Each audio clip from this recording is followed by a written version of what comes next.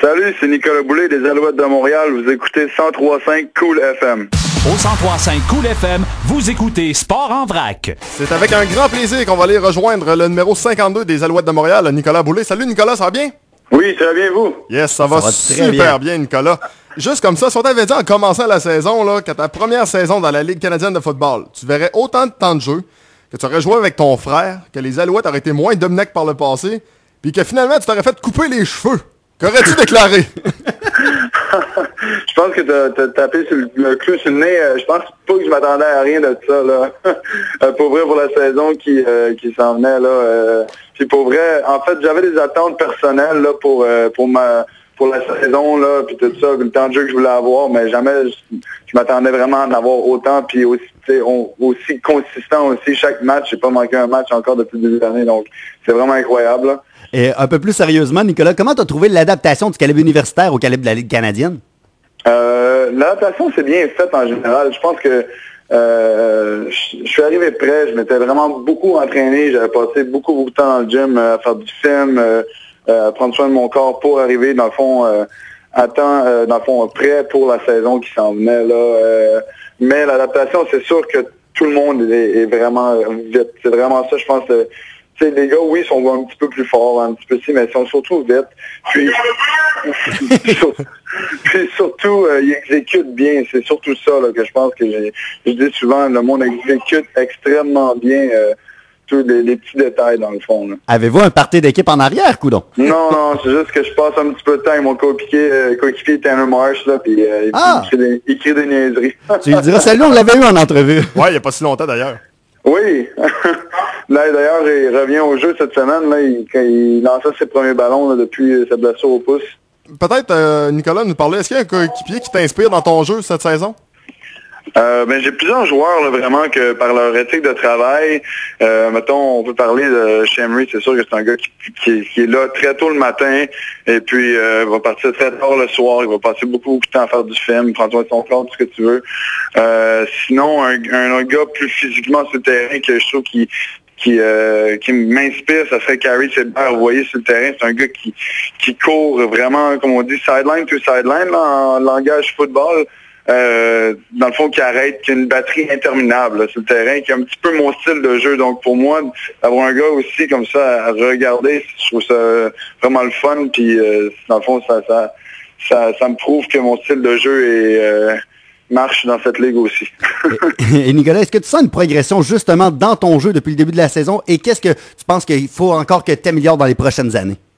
Oui, c'est sûr que mon jeu s'est amélioré énormément. C'est sûr qu'aussi le style de défensive que Coach Thorpe run est un petit peu différent que une défensive traditionnelle. Dans le fond, le linebacker, la position de Shamry cette année, qui est dans le fond le partant en avant de moi en ce moment, est un peu un joueur de ligne défensive. Tu passes beaucoup de temps sur la ligne défensive, donc il faut que dans le fond, c'est plus un job de bras plus que autre chose. Mais mon jeu, c'est extrêmement amélioré, spécialement cette partie-là de mon jeu, là, vraiment jouer sur la ligne, tout ça.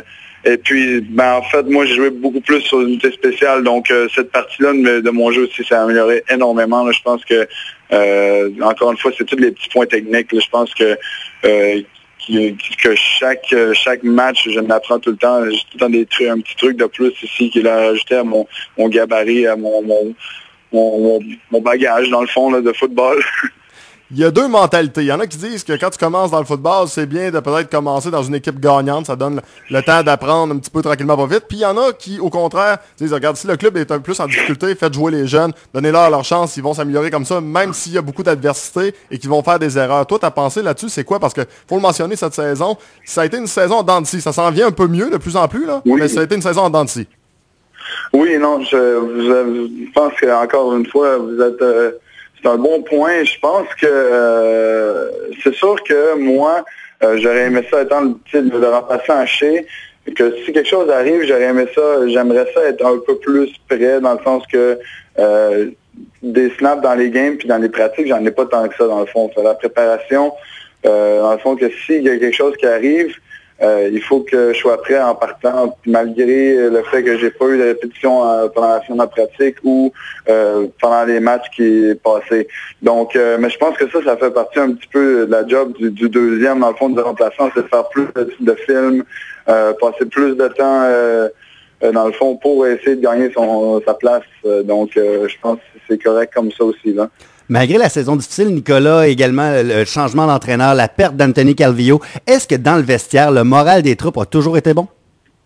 Je pense que c'est la seule chose qui n'a jamais changé. Je pense que on a des bons vétérans dans l'équipe, des extrêmement bons vétérans, puis ils ont vraiment soutenu l'équipe sur leur dos, puis c'est à cause de la gang de joueurs, puis la gang de dans le fond, de chum qu'on est là, qui fait qu'on est rendu aujourd'hui où est-ce qu'on est, puis qu'on gagne des matchs parce qu'on a persévéré dans le temps difficile.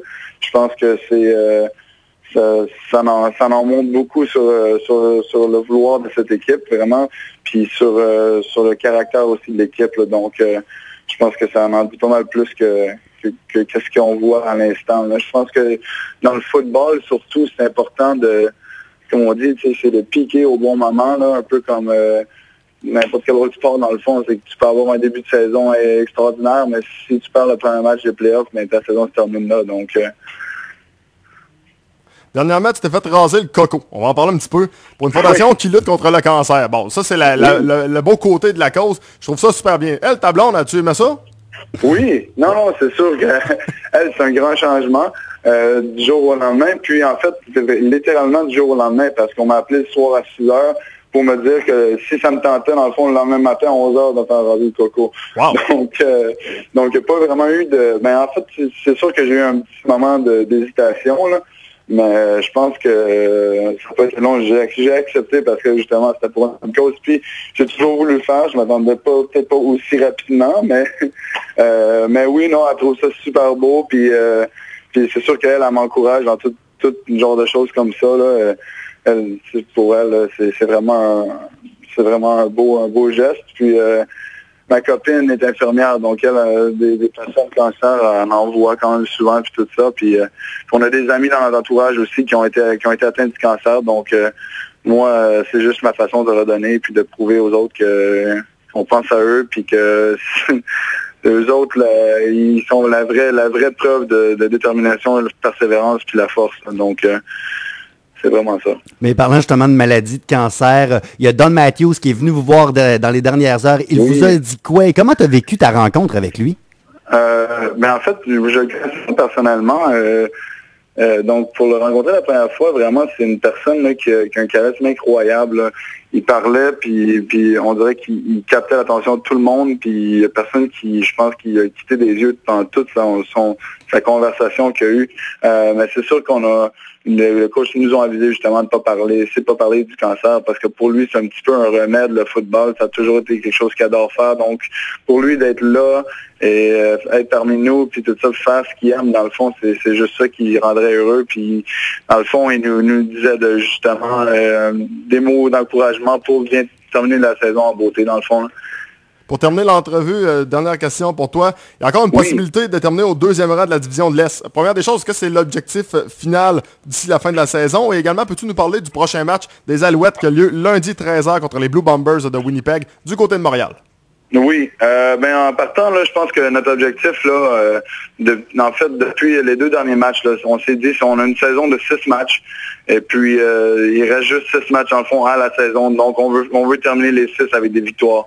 Puis en faisant ça, ça nous mettra en deuxième ou peut-être en première position, dépendamment de ce que Toronto fait, mais on dit tout le temps qu'on compte pas sur les autres de perdre. Nous autres, on contrôle qu'est-ce qu'on peut contrôler.